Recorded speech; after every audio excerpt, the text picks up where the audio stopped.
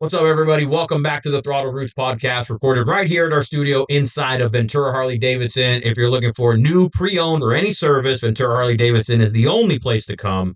And of course, this episode is brought to you by Law Tigers, 1-800 Law Tigers. If you've ever been involved in a motorcycle accident or know somebody that's been involved in a motorcycle accident, the insurance company is not going to do you any justice. Make sure you call Law Tigers, 1-800 Law Tigers. Craig, What's up, brother? what's up, man? How are you? Thank you for coming to my rescue today, man. Nothing. You see sad children dying in Gaza. You know what I mean? And you just go, man. And you keep scrolling. But when a guy calls you desperate about a fucking program for a podcast and how to do it, it just gets me, dude. And I have to answer the call. You know what I mean? I appreciate it, man. For those of you guys that don't know, Craig is from the Get Heavy podcast, which Okay. I just had the privilege of being a guest on, Yep. and 300 something episodes. Yeah, Yeah, dude. We're actually I just realized after we talked, I did the math and I was like, March 27th will be 5 years of me doing the podcast. congratulations, Yeah, not man. bad, right? We talked about it a little bit. We That did. is Yeah. I just posted a little thing after I finally figured all this bullshit out Mm. that I was ready to throw in the towel after all this shit. It was getting to me on that level. Yeah, And to do over, I mean, even just to get to like 50 podcasts, totally, dude. Yeah. it's an accomplishment, man. Yeah. What the hell made you decide to do this? Oh, dude, I was an early podcast listener. I spent years playing like punk and heavy metal and listening to music. That's all I did is listen to music. And as I get older, dude, we just find we're old men at heart, and all we want to hear is people fucking talk and conversations, be a fly on the wall. I grew up a lot like you did in a loud household that told a Hmm. lot of jokes and gift the gab, and I love bullshitting with people, man. I mean, it's just my favorite thing. So, Yeah, yeah, it's fun to do. It yeah, brings I don't know, it brings a lot of different experiences yeah. to myself, and I sometimes Mhm. you walk away going, I didn't think of things like that at all, you know? 100 Yeah, perspective is a massive part of this, dude. yeah. I mean, it's so easy to get caught up in whatever's going on in your social media algorithm. All this, I have friends that are complete lefties. I have friends that are complete like right wing psychos, libertarians. Like, good luck, and I love them all. And perspectives is the biggest eye opener in the world, man. And Yeah. in order to find out a commonality with people, you have to talk. You have to talk to each other. You have to find a common ground, and there's just no way better to do it than sit down with someone you don't understand and fucking Mhm. figure each other out. I think that's like in 2025, that's probably the one of the things that I believe is the most I guess just underrated thing. And I mean, what I mean by that is just conversation, Oh, dialogue. Like people need to just actively listen to one another and just like, it's okay. Just you hit the nail on the head. It's completely okay to have difference of opinions. We all grew up different ways. That's the way it's going to be there, yeah, and the world and society and everything needs that right, in order for it to just be the way that it is. But yeah, conversation, like actual like good dialogue conversation where you are, "Oh, I didn't think of that. yeah, absolutely, Oh, good point. Because there's so many times that I've had conversations with people where um I walked away having a much better understanding of something that I thought I yep, was so narrow minded on and 100%, so close minded on, and went, great point of view. And I translate that right. into now my thinking and my process, and I'll Mhm. carry it on to the next person. Yeah, or even just the ability to understand where someone is coming from. Hmm. You know what I mean? Because it's like I said, you see people online, you see people fucking losing their minds about everything, and then my real love of this was being able to tour. I toured a lot when I was young. I was a touring musician for 10 years. I mean, I've been to every single state in the country. I've literally been toured. I toured 7 U.S. tours, tons of other just smaller tours, and I've seen and met the weirdest motherfuckers on planet Earth and the most straight laced dudes on planet Earth. And you just to see how people live and to see why does a guy in Detroit feel this way Yeah. about a neighborhood he lives in, and now this reflects his whole entire worldview because this guy has grown up in nothing but chaos. I Hmm. mean, where you have to pull a gun on someone every fucking minute to get them away from you. And now we all now and it's like and then you wonder why he's like that or she's Yeah. like that. Hmm. Or, it just the traveling for me was the best way to absolutely get perspective on everything. And I just feel like I live in the gray. I feel I'm not an empathetic human. My podcast partner, Jay, constantly accuses me of being the least empathetic human on earth. I mean, because I just am. He'll be telling me some shit about himself, and I'm like, I just check out. I'm like, I don't fucking care, dude. I'm sorry your dog died. That sucks, dude. I mean, it sucks, but like, what am I supposed to do? I get it, Yeah, man. but I do. I love to pick someone's brain about perspective and just Mhm. how do you fucking tick? How do you live? How do you move? Like, why do you think like that? Why are you such a psycho? Like, Yep. you know what I mean? Like Yep. that is fascinating to me. You It know what I is. mean? And What is so Get Heavy podcast? yeah, What is its? I mean, you told me something earlier. You're like, it's a everything about nothing, or how did you? it's about everything and nothing. It's about everything and nothing is how you put Which it. is Yeah. yeah, which is why we are where we are, because we don't have a focus. It's on the pod, it was heavily interviewed, you know what I mean? Hmm. We did a lot of interviews before, and now it's just so living where we are. Yeah. It's hard to get guests in, you know what I mean? The things, especially to leave their lives, especially on a Monday. But it's about everything and nothing, dude. You know what I mean? It could be about politics today. It could be Yeah. about funny shit we found, just interesting conversations, men's health, whatever. People need that though too. You need a Yeah. variety of stuff. We like niche stuff as much. Like I like to think this is niche in the sense that I guess the commonality in this podcast is typically the person that we're bringing on has a motorcycle or has some tie to a motorcycle, Right. and sometimes the conversations with us, and I'm trying to take this podcast a little bit in that direction, not like Hmm. per se down the road you're going, but Right. just more of like, hey, how we connected and how we know each other and why you're here is because Right. you ride two wheels. Right. But the conversation, I like to let it be. I like to let it go where it goes, Of course. organic. Talking about men stuff, politics. Hmm. Yeah, I want it to be that because everyone that watches this type of stuff, I get what I enjoy. I don't know what you get on feedback, but what we get on feedback from ours is, hey, thanks for talking about that. Yeah. I needed to hear that. Whether it Sure. was maybe sometime where we've gone down things like men's mental health, Hmm. we've done political stuff. Hmm. We've had podcasts where Joe and I have been sitting there and just straight up like bashing. Hmm. We've done a little Yeah. bit of everything. Yeah. And in between all of that, we get a lot of feedback in terms of like, oh, thanks. I Right. needed to hear that. Not every podcast is for Right. every person, Yeah. but. Yeah. For me, the commonality in what I envisioned for the original podcast is obviously I was a musician. I know a ton of musicians. The commonality with the people that I'm attracted to are people that have a DIY spirit, like a do-it-yourself ethic Hmm. or ethos. Those people consistently I meet them, and it could have been a drug addict that pulled himself out and then figured out how to start his own business and is clean and sober. It could be a musician that has made an entire world for himself. It could be a business owner that started from nothing. But anyone that has a drive and an ethic to do shit themselves is an interesting person to me. Yeah. And no matter what, if you're a reverend, if you're a whatever, it doesn't matter to me, right? So that's like my focus is people that use, which is why I was attracted to what you're doing. You know what I mean? Because I know how hard this shit is. It's not, it looks like we're over here bullshitting. We are. It's it to This keep is it the easy consistent. fun This is part. the This is easy the part, easy right? fun part. To keep it consistently going is hard. But anyone that has the drive to do shit themselves and build something themselves and make a world for themselves and whatever it is, whether it's an artist, a musician, a business owner, it doesn't matter to me. That is a valuable thing in my mind. You know Yeah. what I mean? And that's the people that I'm attracted to. That makes a ton of sense, man. Yeah. I'm hard on my wife because I'm like you in that sense where and my Yeah. kids and stuff because I'm always like striving for better, Yeah. be motivated. Yep. Whatever you did yesterday, you can do a little bit better today, Yep. or at least just Yeah. it's the effort. It's all of those type of things. Yeah. But I can't imagine that leads to some really good in depth like conversations where people are sharing. Mm. And you're probably taking some stuff from it and just Yeah. diving into those type of things. Yeah.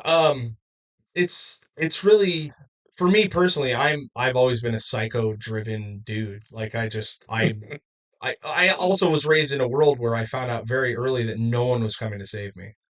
No one. Preach, man, preach. No, not one. I mean, my mother is a saint. She's incredible. Single mom, 4 kids. She worked her ass off. But from a very early age, I realized that no one's going to fucking help me. And if I want to get anything, I better get it myself. So what did I do? I figured out how to hustle. I was the kid that would go to Kmart right there in Ventura. Mm-hmm. I would grab receipts out of the trash can, go in Kmart, grab a few items from the receipts, and go return them for cash. Gangster You know boy. what I mean? Like it's that's what I like. I had to. I was forced to figure out how to hustle and how to make my world because as soon as I got 18, I wasn't kicked out of the house, but it was like, hey kid, good luck. You know what I Yeah. mean? And Yeah. so I struggled that as a dad a lot. We talked about your kids, trying to get them motivated, trying to get them shit, and it's like they don't know. Yeah. Because as mean as I am to them sometimes about shit, I also love them to death, and they've never worried about the lights being on. Yeah. They've never worried about the power being out, where the food's going to come from, the embarrassment of using fucking food stamps at Walmart. You know what I mean? Like, they don't know. Yeah. They don't know. Yeah. And how do you hold it against them, right? Yeah. You. So I do it. It's like, in a way, I'm a driven psycho, and I press my kids to, and anyone around me. I want everyone to do better because high tides raise all ships, right? Absolutely, man. But the other way is like, too much. Am I being too much? You know what No, I I mean? get it, man. You're out. You're right. Yeah. It's a fine line, Yeah, right? it You know, is. we always want better for our kids, and it Yeah. sounds like you have kind of created that for your kids. Like, Sure. like Yeah. we always want the next generation to be better, but Uh-huh. you're from the same kind of the same school that I am. It Yeah. feels like, man, where you want better for your kids, but we still need to maybe let them fall on their face a little bit. Oh, you have to. You need Yeah. to let them like kind of like learn lessons. You know, you can sit there and tell them, hey, don't do that. You're Yeah. gonna fall. You're gonna get hurt. Right. You need to put shoes on before you go ride that bike. You're gonna get hurt. Mm-hmm. Hey, you're gonna get hurt. 5 minutes later, You get hurt. they get hurt, Yeah. and it hurts you to go. Oh man, I don't want to see my kid doing that. Yeah. But at the same time, Yeah. you kind of have to let It him. fucking hurts, don't it? It, You know? did it hurt? Yeah. Was I right? Yeah. Maybe you'll listen to dad. Probably Maybe. not. Yeah, probably not. That's the thing. I always joke. It's like, how do you traumatize your kids so much that they are a driven Mm-hmm. human, but not so much that they are fucked up forever? Resentful towards Like, you. where's the line of Yeah. trauma that you have to run? That's why there's no book in parenting, right? There's no book. There are, but they're all full of Oh, shit. God, it'll lead you down any. Yeah. How many kids you got? I got three. 3 kids. Yeah. Grown. 17, 14, and 6. Okay. So 6 is still very dependent He, yeah. on mom. That one he's a savage, this kid. This kid tried to piss on my head from my Oh, balcony like a few weeks ago. I talked about it on our podcast, but I call him Jay. His name's Bronson, which is already a bad name. You know what I mean? It's like my daughter's name is Scout, my son's name is King, and then like we had this third kid, and we were like, what do we name him? Chad. You know what I mean? So I was like, fucking no, Bronson. you're not gonna give. Yeah. And this kid is a Bronson. I mean, he's a maniac, dude. And so I call him JT for jail time because he's like always just doing some shit. And yeah, I mean, I came home the other day and I was with Big J's brother. We had breakfast, and I'm going in the house, and Bronson's on the balcony of our house, and he's in his underwear, and he's like, yelling, and I'm like, get in the fucking house, dude. You got no clothes on. And so I'm about 2 foot from my door, and I just see this arc of water hitting the doormat, and I look up, and he's dick out. He's just pissing, dude. Trying to pee on me. Trying to pee on my head, dude. You know what I mean? Oh man. Like, what the fuck? Sorry for cut. I don't know. You're not, man. Like, what the fuck, dude? So I get in the house, and I'm like, Rosie, my wife, I'm like, he piss on my head. And she's like, oh, he did hear you say, or he did hear you show up and said, I'm going to go trick dad into thinking it's raining. So it's like, this is a premeditated. Oh, he put some effort. He put some thought into this. He's doing. Yeah. So he's giving me a run for my money because my other son is the nicest kid on planet Earth. All boys? No, I got a daughter. Okay, so 2 boys and a girl. Yeah. Okay. And she's mean. She's mean as shit. I would say she's going to be an incredible ex-wife.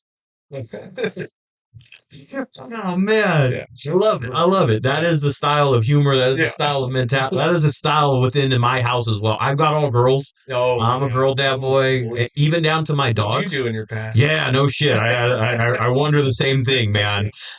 Even down to my dogs. They're all girls. all girls, man. I am. Buddy. But I like girl dogs better than boys. yeah, there's a certain level of I don't know, respect. I think that I get from them a little bit more. My dog's a boy, and that little motherfucker. motherfucker. Yeah, yeah, I know. But I love being a girl dad. Of It's course. it's has I don't know when it softened me, boy. Oh yeah. Boy, it softened me like a big old teddy bear, man. I'm a Yep. look the tattoos, the beards, all Oh, it that means crap. nothing.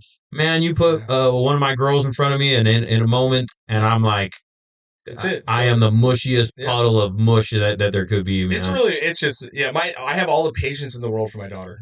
My sons drive me fucking nuts because it's probably me. I see myself being a little lazy shit. Hmm. But my daughter, and maybe I was raised because I was raised by all women, and my daughter does not like me and her get along so good 90% of the time until she does her I shit. heard it's like I mean, I got one 18 years old and then 3 and 4 year old. Okay. And I heard, and I don't have any boys to compare it to, but a lot of people say that the girls will give you the crap later. Yeah. Well. Well, they'll stress, not crap, they'll stress you out more later in life. Yeah. And then the boys are like just from the gate. It's chaos. Yeah. And they're also dumb. They're so dumb. Like they're the dumbest people. My boys are so dumb. As men ourselves, yeah, looking back, yeah, Not we were like pretty in. mentally dumb. Just like their decision making is Yeah. they're dumb. We don't mature until much Much later in later. life, I don't man. think I even got there I, yet. Right? But yeah, my daughter has like always been super. She's a lot like me, driven, really killer artist. Wants to be a tattooer, like a million things. She can do all these things at the same time. She juggles all this shit. And my son, I'm like, hey, dude, wash your hands. You know what I mean? Like, it's like, where's your fucking shoes, dude? You're 14. Like, where's your shoes? And he's like, well, yeah. it's just how it is. But yeah, the daughters, they soften you and they teach you a lot about yourself. You know what I mean? And challenge you on everything. But I found that Scout got really difficult from about 10 to 14. She was a butthole. Then she's kind of come back around to us for a little bit. You know what Yeah. I mean? So it's kind of been kind of nice. But Welcome to the kid life, yeah, right? but then, I always thought it was like first when they're young, they're physically demanding. Like you're Yeah. just exhausted. Oh yeah. Then they become emotionally demanding, and now they're financially fucking killing me. They're financially killing me from out the womb, boy. Yeah. Hyper. The thing is, you're so tired when they're That young, is you true. don't know yet. That is true. My 18-year-old financially drains me different than my younger ones do. Dude. That's why I'm like car shopping. Oh, dude, I'm like car shopping and Yeah. private school and books, and then Dad, can I have money to go? And it's like, man, Yeah. yeah, it gets expensive, man, but worth it all in the end, Always, man. dude. I heard a statistic is like I don't know 500,000, 600,000 to raise a kid to like just to like 18, and we're just talking about like the basics. Wow. We're talking about like the basics, like the food and the clothes and the shelter and the this, not the Yeah. trips to Disneyland or It's the American extra. children, right? I'm pretty sure you can raise an African for about 30 cents a day. What you say? What I say? Yeah, I'm not gonna try a few of those out, dude. That is probably definitely an They'll be a little more American fucking grateful. American statistic, man. So no, but you're probably right, dude. I mean, it's just every time you turn around, it's like, what is going on? Another, I'm over here looking at all these beautiful Harleys that I'll never be able to afford I know. until my kids are out. You know what I mean? Speaking of, you Yeah. ride yourself, right? I do, yeah. What are you I on? got a 99 Road King, dude. 99 Yeah, Road King, yeah. twin cam, Yep, first year, yep. first year of the twin Yeah. cam. It's Okay. nice, dude. So we kind of talked about it on the podcast. I am I wouldn't consider myself a biker, dude. I've been around it my whole life. My mom dated all these scummy bikers in a million clubs that I don't want to mention on here at all. Fair enough. And I'm sure some of them are really nice people. Uh-huh. But I grew up around a lot of really fucking Okay. not cool people, right? So it kind of left the taste in your mouth, maybe a Really, little bit. I tried to stab a couple of them with a knife. I mean, Understood. my childhood was pretty chaotic. Understood. I wanted nothing to do with those people, like most of my life, and I Understood. love riding bikes. Yeah. So I stepped away from it for a long time. I was building my career. I didn't want to crash and hurt myself. I'm a heavy equipment operator. Ended up being a superintendent for a huge company for years, and I just didn't. I was completely turned off by the whole entire culture. Yeah. So I would consider myself an enthusiast. You can call me a weekend warrior. I ride as much as I can. I love riding bikes.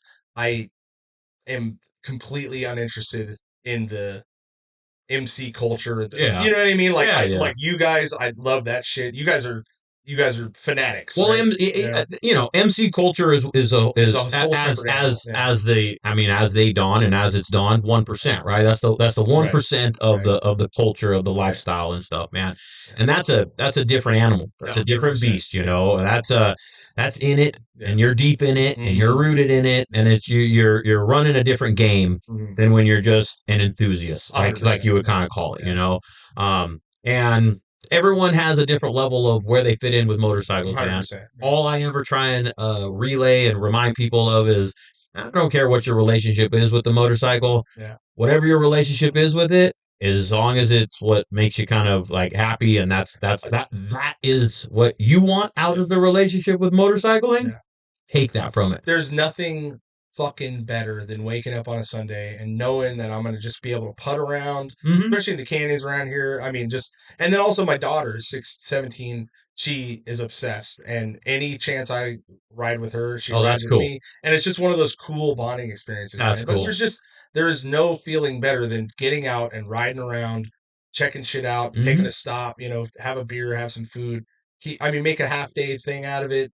I mean, it's just there's not a better feeling on earth. You know Seeing what I like mean? how I mean, no, if anybody were to ever argue or say, "Well, you're not a biker, you're not a this, you're not a that," Come one, at me, good, bro. don't give a fuck. Two, like, how could you Yeah, argue with something like that? I mean, yeah. the joy that you get out of it. Like, I have my 18-year-old goes on rides with me. I really would have loved her to be like, Dad, I want to go for a ride. Oh Like, yeah, take me for a ride. yeah, When I say, hey, you want to go for a ride? She'll yeah, go with me, but it's not yeah, like her leading the charge. yeah. My daughter's on anytime she can jump on, Seeing that's and then like which scares me. You know what I yeah, mean? I would. I get that. I get that too. Yeah, But how can anybody like argue that or feel like, well, you're not about it when it's that what you're taking from it? 100%, man. That is Yeah, like.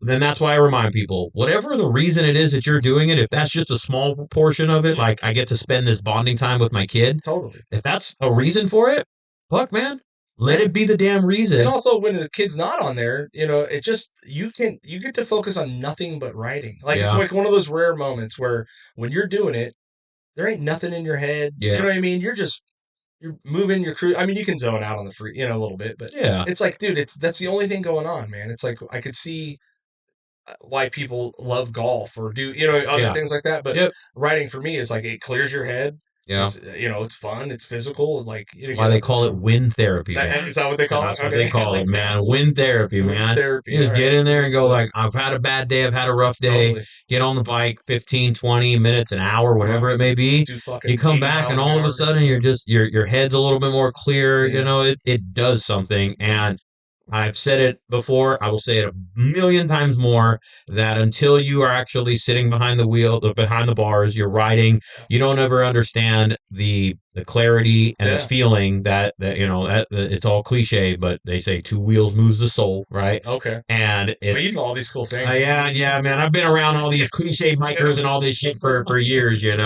But when until you actually experience it, Right. and of course there is the level of like just getting past the fear portion of it, Sure. because you're out there with all these Oh, cars that are death yeah. traps and death machines. Once you 100%. get past that fear of like, damn, there's a lot of shit out here that can kill me, Hmm. and you're just kind of in the moment of enjoying it, and you can Yeah. understand the safety aspect and just the cruising of it, Yeah.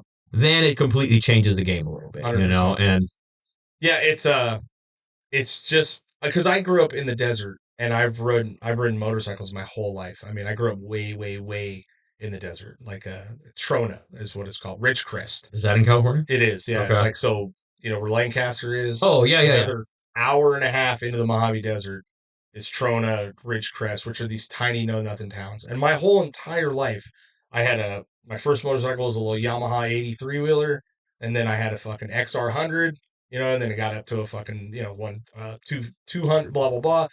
But my whole life was freedom. Yeah, With a motorcycle was equated freedom because I could get up, I could pack my fucking little backpack. I'm 10 years old.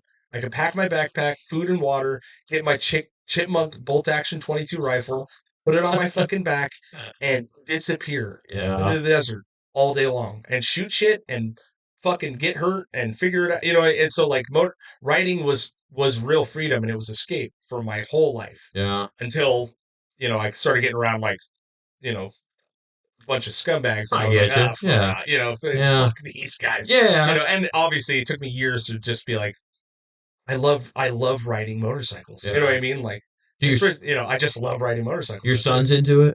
Do they are they Yeah, take we to it do at a little all? bit. Yeah, Okay. we don't do dirt bikes much. You know what I mean? Yeah. Because now as an adult, the last thing I want to do is be stuck in the desert. I got away from there. I Yeah, don't want to go back that anymore. was a whole nother time, But yeah, I got some crazy stories about that place. But So, back to the podcast. yeah, Who's been your most? Who's been like your one of your most memorable guests? oh, dude, I've been able to talk to some really killer musicians and artists. You know, like I said, Jason Cruz from Strung Out was a really great interview. I've always admired him, and That's cool. it was really cool to have him on. Isn't it cool when you get somebody that you Yeah. never think you would be able to like sit Right. down and talk with, Well, and they're he's like, very elusive too. He does not do interviews. He don't do shit. And I know him how'd through a you bait friend. him in then? Well, the guy I used to do the pod with is he helps tour manage them now. Gotcha. So I had an in, you know what I mean, and That convinced helps, him to right? do it. But you know what, man? It's honestly some of my favorite podcast. Like I've taught one of my favorite artists on earth is this guy named Chet Zari. He does dark art, like really gorgeous fine paint, like fine art painting, but really gnarly monsters and shit.